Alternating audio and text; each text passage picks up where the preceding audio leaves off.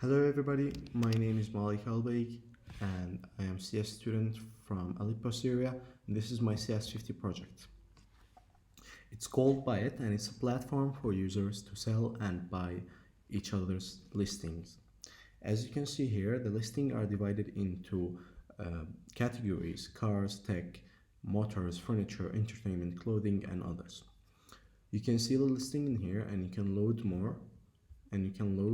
By pressing on this button, and then you can enter the listings page to see the listing price, the category, description, location, and listing date. And you can also buy the item, but you would have to be logged in for this. Let's register. So you choose your profile photo and then you type your username, a password, and first name, last name, email, country,